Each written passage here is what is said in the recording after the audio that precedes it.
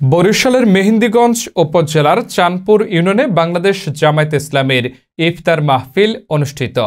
দেশ চ্যানেল প্রতিনিধি মশিউর রহমান সুমনের তথ্যচিত্রে দেখুন বিস্তারিত। বরিশালের মেহেন্দিগঞ্জ উপজেলার চাঁদপুর ইউনিয়নে বাংলাদেশ জামায়াতে ইসলামীর উদ্যোগে ন্যায় ও ইনসাফ ভিত্তিক সমাজ প্রতিষ্ঠায় মাহে রমজানের ভূমিকা শীর্ষক আলোচনা সভা ও ইফতার মাহফিল অনুষ্ঠিত হয়েছে।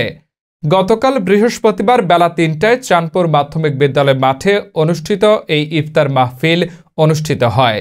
মাহফিলে সভাপতিত্ব করেন চাঁদপুর ইউনিয়ন জামায়াতের আমির মাওলানা রিয়াজ উদ্দিন। প্রধান অতিথি হিসেবে বক্তব্য রাখেন বিশিষ্ট শিক্ষাবিদ ও সমাজসেবক বরিশাল জেলা জামায়াতের আমির অধ্যাপক আব্দুল জব্বার।